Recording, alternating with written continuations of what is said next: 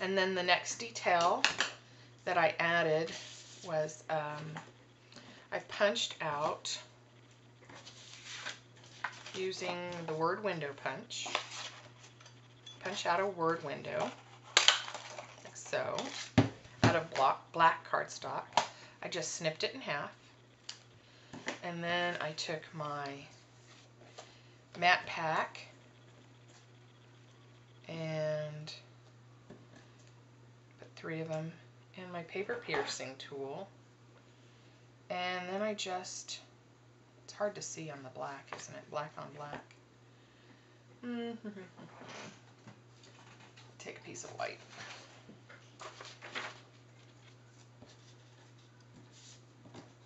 I can see it, but I thought it would be easier if you could see it on the white.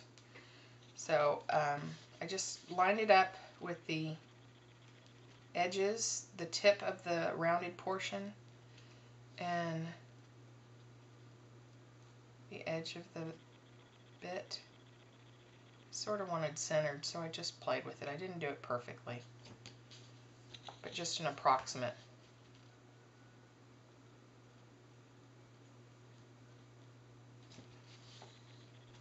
And the last one. So you have those 3 now. And then you're going to add an old olive brad, like so. Sometimes when I'm doing a brad so close to the edge, I end up having to snip a bit of the metal piece off. Here, I'll show you this one. And what I do is since I don't buy the wood mounted stamps anymore, I only buy clear mount, I still have my rubber scissors, which are the best when you have to cut out, and you don't even have to cut them out anymore, but in case you do, these are great. But I now use them to snip the metal pieces like that, and it does it very easily and very quickly without any struggle. So you're going to feed these through. I open them up, and then I snip the exposed piece of metal, just like so. You're going to do that to all 3. You're going to put just a little bit, some adhesive, and I'll show you what I do. Because obviously they're not even. I have 3 different sizes. I put a little adhesive down. This is 2-sided tape that I like to use. And then you're going to position it just where you want it. And once I get it in position, usually I do all 3 at a time, I have this tail sticking out.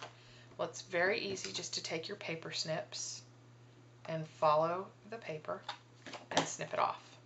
Then you're going to layer it onto the card base, and I'll just do one this time. Let me put this down so I can show you what I do with the ribbon. I had this punch, it's retired, so I'm just going to adhere this down. I know this video is taking some time, and I'm sorry, but I thought it was worth the detail to show you. Where's that little punch?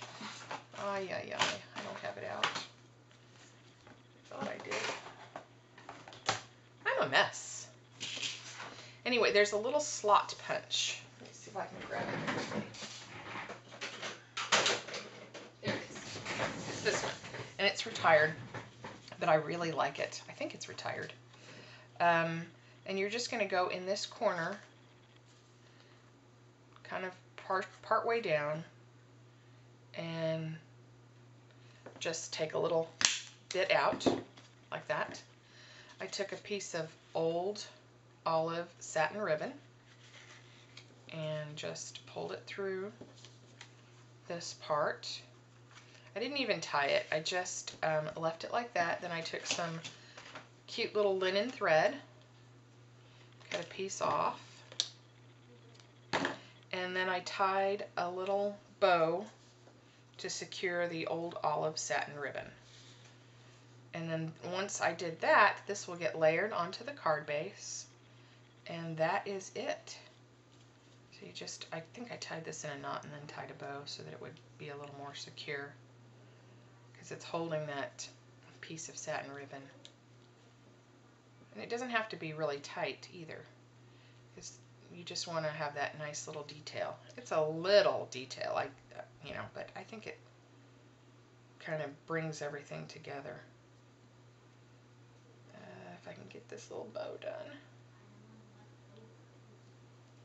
Like that. And then I make it small. I like it really, really small. Not any wider than the ribbon. Just a little bit. So you fuss with it till it's just so. And then you're going to snip the edge. Take that bit off. And then this edge. And then you're just going to cut the ends of your ribbon without cutting your little detail there. And then you layer it on your card base, like so.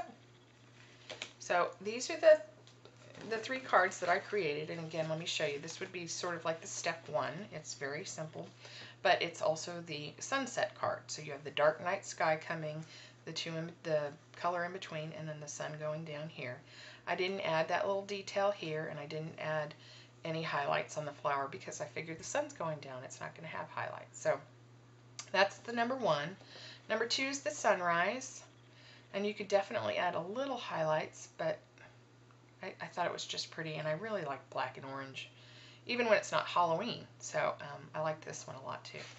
And then the last one is kind of the midday one. So, and I love this combination of colors too. So I hope this has been helpful, and you'll play with sponging and kind of creating the silhouettes on a colored background. And I'll see you next week. Bye.